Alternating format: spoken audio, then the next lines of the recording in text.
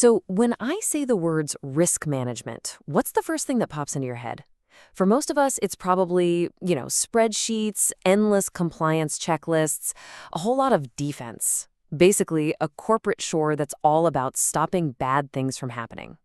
But what if I told you that's a totally outdated way to look at it? That the smartest organizations out there have completely flipped the script, turning risk management from a shield into a sword. To really get what I'm talking about, you have to hear this story. And this isn't some hypothetical. This actually happened. At King's College Hospital in London, surgeons literally woke a patient, Dagmar Turner, up in the middle of her brain surgery and had her play the violin. As wild as that sounds, there was an incredible logic at work. You see, the tumor they were removing was in the part of her brain that controlled the fine movements of her left hand. The very thing she needed for a passion she'd had for 40 years. The risk wasn't just about survival, it was about her identity, her passion as a musician. So her doctors got creative. By having her play, they could map her brain in real time, making sure they protected those absolutely crucial areas. They weren't just preventing a loss, they were proactively protecting her ability to live her life to the fullest. That right there is the new way to think about risk. That story about Dagmar Turner, it's so much more than a medical miracle. It perfectly illustrates this huge paradigm shift. It's all about moving beyond just playing defense and into something way more powerful. For years and years, risk management was stuck in its own little boxes. You had one team for financial risk over here, another for operational risk over there, and they barely ever talked to each other. This whole approach was reactive. It was usually born from some massive failure, like Enron or Lehman Brothers, where the entire goal was just, let's stop the next disaster. But today's world is so interconnected, that old model just can't keep up. The modern approach, what we call enterprise risk management or ERM, is holistic. It's woven into the fabric of the entire organization. And here's the kicker. It shifts the focus from just preventing loss to actively creating and protecting value. So what exactly is this enterprise risk management thing? Well, a key definition, the one that a lot of people point to, describes it as a process to manage risks and seize opportunities. That "and" is the word that changes everything. It's not just about what might go wrong anymore. It's about setting your organization up to make sure the right things go right, to intelligently take risks so you can crush your goals. Okay, so this all sounds great in theory, but how does it actually work on the ground? Well, it's not some kind of mystical art. It's a logical, repeatable process. Let's walk through the 4-step game plan that's really the core of all modern risk management. So step 1 is identification. This is where you're scanning the horizon, both inside and outside your company, for any potential risks and, just as importantly, opportunities. Next up is assessment. Because let's be real, not all risks are created equal. You got to figure out how likely they are to happen and what the damage would be if they did. From there, you treat the risk, which just means deciding what you're going to do about it. And finally, you monitor, constantly, because the world, as we know, never stops changing. Now, to help with that whole assessment step, leaders use this really simple but incredibly powerful tool called a risk heat map. It's basically a grid where you plot every risk based on its potential impact versus its likelihood. See that top right corner? High impact, high likelihood? That's your red alert zone. That's what needs your attention right now. Stuff in the bottom left? You can probably just keep an eye on it. It's a super clear, visual way to make sure you're putting your resources where they'll make the biggest difference. So once you've got your risks prioritized, it's time to make a move. This is the treat step, and it really comes down to 4 main choices. You can avoid the risk completely, maybe by getting out of a certain line of business.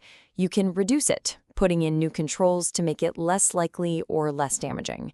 You can share it, through things like insurance, or, and this is a big one, you can just accept it, deciding that the cost to fix it is actually way more than the potential harm.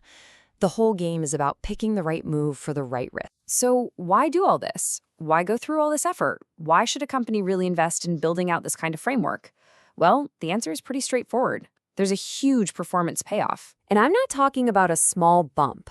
According to research from major players like PwC and Harvard Business School, organizations that are really good at managing risk strategically aren't just safer, they're just plain better. They are 5 times 5 times, more likely to keep their stakeholders happy and deliver better business outcomes. I mean, that's not just a competitive advantage, that's playing a different game entirely. And this isn't smoke and mirrors. There's a clear, logical reason for it. When you manage risk well, your earnings are more stable. That stability lowers your overall business risk, which makes it way cheaper and easier to get loans and capital. A solid reputation for being on top of your game also means you get better deals from suppliers and customers. And finally, when your shareholders are confident, they're much more willing to invest in your company for the long haul. It just creates this amazing upward spiral of success. Okay, so we've gone from playing defense to boosting performance. But there's one more step in this evolution. The final, most advanced level is when you start to see risk management as the engine of innovation. This is the ultimate offensive strategy. Yeah, there's actually a name for it, Innovation Risk Management, or IRM, and it's a huge mindset shift. It's not just about protecting the value you already have. It's about creating entirely new value by taking smart, calculated risks. It's built on the idea that you can't innovate without taking risks. So the whole point of IRM is to help you take the right risks strategically to fuel your growth. If you want a masterclass in this kind of thinking, just look at Nintendo. They started way back in 1889 making playing cards. But in the 1960s, they saw this massive risk on the horizon. The digital age was coming, and it threatened to make their entire business obsolete. But instead of just defending their old card business, they took a huge, calculated risk. They leaned into the change. They jumped headfirst into a brand new field, video games. They turned an existential threat into a world-changing opportunity and completely reinvented themselves. That is IRM in action. So, we've gone on quite a journey here, right? We've gone from risk as this boring chore all the way to risk as a strategic weapon. So let's wrap this up. What are the key things you need to walk away with, and what's your next move? All right, let's recap the new playbook. First off, risk isn't just about playing defense. Second, the way to manage it today is with a holistic 4-step process. Third, doing this stuff well directly makes your business perform better. But the ultimate goal, the real prize, is using risk as the fuel for your innovation and growth. So I want to leave you with this one question. Risk isn't just about the downside. It's really about the upside. It's not just about what could go wrong, it's about what could go incredibly right if you were just willing to take an intelligent, calculated chance. So ask yourself, what is the biggest opportunity your organization is too afraid to take a risk on right now? Because the answer to that question, well, that just might be your Nintendo moment.